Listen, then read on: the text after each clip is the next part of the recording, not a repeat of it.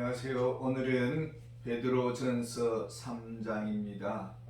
제목은 전도자의 능력이라는 제목으로 은혜를 나누고자 합니다.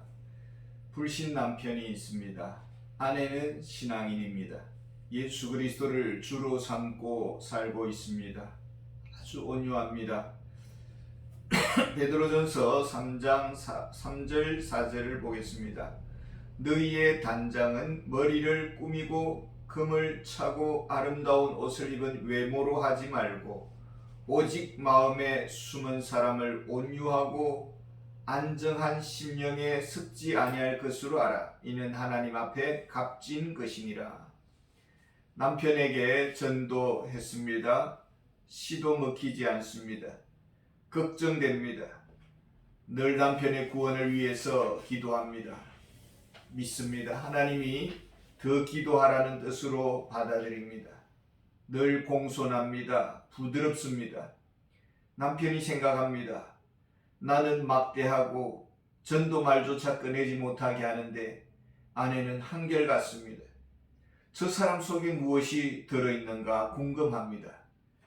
아내는 무슨 생각을 하고 있습니까? 베드로전서 3장 10절에 보면은 그러므로 생명을 사랑하고 좋은 날 보기를 원하는 자는 혀를 금하여 악한 말을 그치며 그 입술로 거짓을 말하지 말고. 남편을 사랑합니다. 구원받기를 원합니다. 하나님께 간구합니다. 남편의 마음을 부드럽게 해주세요. 은혜를 베풀어 주세요. 믿음을 주세요. 완악해도 맞대응하지 않았습니다. 9절에 보면은 악을 악으로 욕을 욕으로 갚지 말고 도리어 복을 빌라. 이를 위하여 너희가 부르심을 받았으니 이는 복을 이어받게 하려 하심이라. 아내는 기도합니다. 축복합니다. 은혜를 구합니다. 영원한 생명의 복을 구합니다. 이것이 소원입니다. 다른 것은 더 바라지 않습니다. 베드로전서 3장 21절에 물은 예수 그리스도께서 부활하심으로 말미암아 이제 너희를 구원하는 편이 곧 세례라. 이는 육체에 들어온 것을 제하여 버림이 아니요 하나님을 향한 선한 양심의 강구니라. 하나님을 향한 선한 양심의 강구, 오직 순수한 동기, 다른 것은 바라지 않습니다. 영원한 생명을 얻는 것, 이 한 가지 소원뿐이었습니다. 그러기에 겸손했습니다. 인내했습니다. 모든 일을 행하시는 분은 하나님이십니다. 하나님께 의지합니다. 모든 것을 합력하여 선을 이루실 것입니다. 이 믿음이 온유한 성품의 아내로 만들었습니다. 전도의 핵심은 성품입니다. 태도의 문제입니다. 말만이 아니라 전도자의 성품, 태도, 마음의 동기, 생명을 사랑하는 그 마음이 문제입니다. 믿는 남편이 있습니다. 아내는 불신 집안에서 시집 왔습니다. 어떻게 해야 합니까? 베드로전서 3장 7절에 남편들아 이와 같이 지식을 따라 너희 아내와 동거하고 그를 더 연약한 그릇이요 또 생명의 은혜를 함께 이어받을 자로 알아.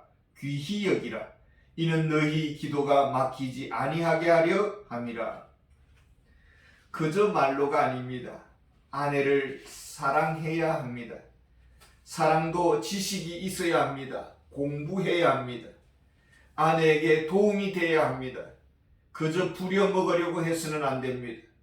함께 결혼해 풍성한 복을 누릴 동반자입니다. 아내가 불행하면 남편도 불행하게 됩니다. 아내가 병들면 남편도 고통을 겪습니다. 서로 잘해야 합니다.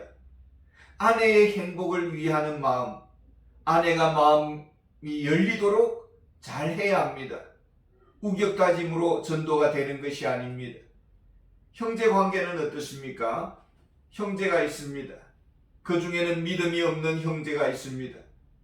베드로전서 3장 8절에 마지막으로 말하노니 너희가 다 마음을 같이하여 동정하며 형제를 사랑하며 불쌍히 여기며 겸손하며 하늘의 소망을 두고 살아갑니다. 그런데 관계는 늘 불편합니다. 사소한 문제로 따집니다. 형제도 사랑하지 못하면서 전도한다고 다닙니다. 사랑에 문제가 있습니다. 상대방의 입장을 모릅니다. 상대방의 처지를 배려하지 않습니다. 상대방의 마음도 이해하지 못합니다. 자존심 하나 세워주지 못합니다. 다른 사람 전도한다고 늘 돌아다닙니다. 형제는 꺾으려고 하면서 밖에서는 전도한다고 굽신굽신거립니다. 덕스럽지 않습니다. 전도한들 열매가 없습니다. 형제를 세워주어야 합니다. 덕이 되어야 합니다. 자존심을 세워주어야 합니다. 입장을 헤아려 주어야 합니다. 기본입니다. 그러지 않으면 어떻게 됩니까? 너나 잘하세요. 외면당하게 됩니다. 또 한편 전도를 합니다. 세상은 만만치가 않습니다. 고분고분 받아주지 않습니다. 대적합니다. 비방합니다. 욕을 합니다. 공격적인 반응을 보입니다. 어떻게 해야 합니까? 베드로전서 3장 16절에 선한 양심을 가지라. 이는 그리스도 안에 있는 너희의 선행을 욕하는 자들로 그 비방하는 일에 부끄러움을 당하게 하려 함이라. 동기가 중요합니다. 진심을 몰라줍니다. 전도를 위해서 다가갔습니다. 거부 반응을 보입니다. 성경은 무엇이라고 합니까? 17절에 선을 행함으로 고난받는 것이 하나님의 뜻일진데 악을 행함으로 고난받는 것보다 나으니라. 하나님의 사랑을 전했습니다. 오히려 고난을 당합니다. 엄밀히 말하면 상급과 직결되는 문제입니다. 복음을 위해서 욕을 당합니다. 복받는 지름길입니다. 하늘 상급이 예비됩니다. 9절을 다시 보겠습니다. 악을 악으로 욕을 욕으로 갚지 말고 도리어 복을 빌라. 이를 위하여 너희가 부르심을 받았으니 이는 복을 이어받게 하려 하심이라. 욕을 당합니까? 어려움을 겪었습니까? 버려진 굴러다니는 돌 취급 받았습니까? 그리고 세상 영화를 누리지 못했습니다. 다음 세대가 복을 받습니다. 이는 복을 이어받게 하려 하심이라. 분명합니다. 뿌린 대로 거둡니다. 눈물로 씨를 뿌리는 자는 기쁨으로 단을 거두리로다. 앞선 세대가 잘해야 합니다. 후세대가 잘 될 것입니다. 맞대응하지 말아야 합니다. 핍박을 축복받는 기회, 복을 저축하는 기회, 후세대의 복을 예금하는 기회로 삼아야 할 것입니다. 어떻게 복음의 행진을 잘 감당할 수 있을까요? 전도가 우리의 삶 속에 뿌리를 내릴 수 있을까요?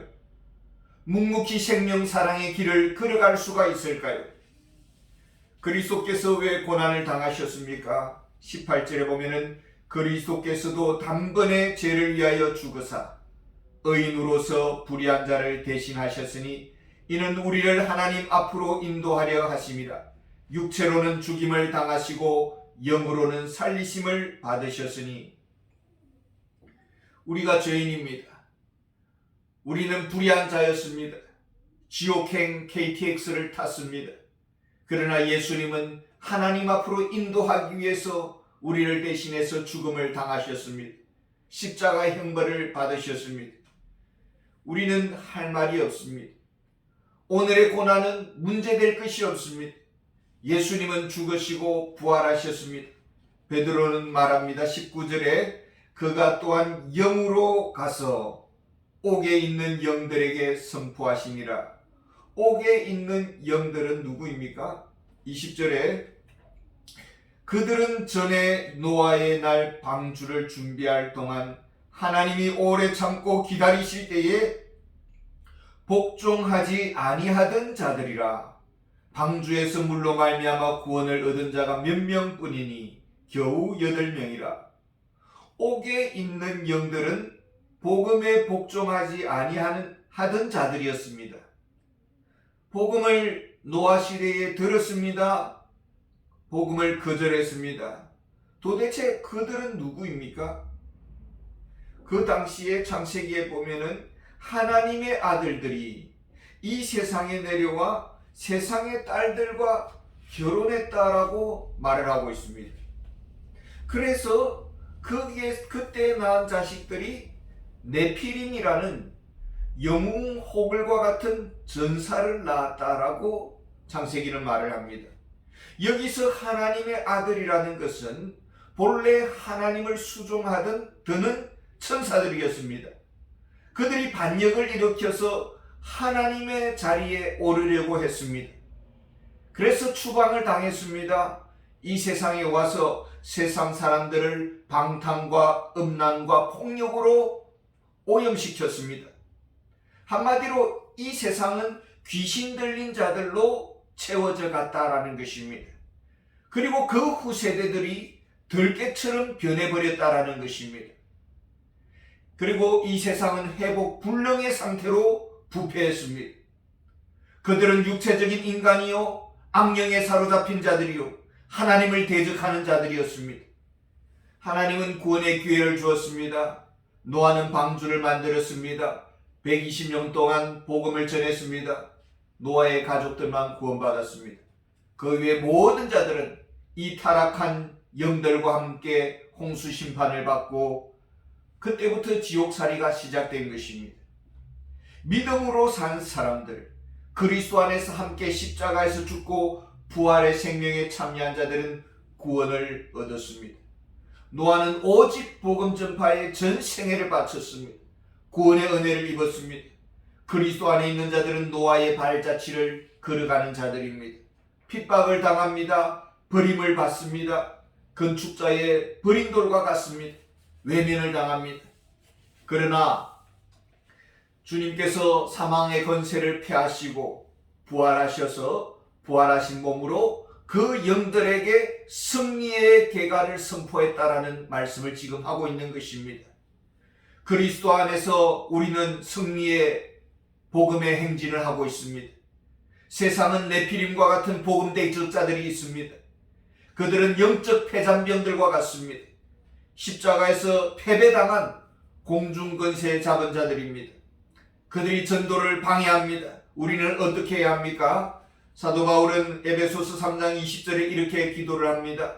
우리 가운데서 역사하시는 능력대로 우리가 구하거나 생각하는 모든 것에 더 넘치도록 능히 하실 이에게 교회 안에서와 그리스도 예수 안에서 영광이 대대로 영원무궁하기를 원하노라. 아멘.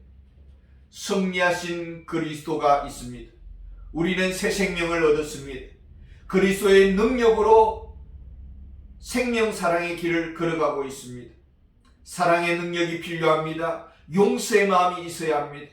그리스도의 능력 안에서 전도의 문을 활짝 열어가야 하겠습니다. 베드로전서 3장 22절에 그는 하늘에 오르사 하나님 우편에 계시니 천사들과 권세들과 능력들이 그에게 복종하느니라. 그리스도는 만왕의 왕이십니다. 만주의 주가 되십니다.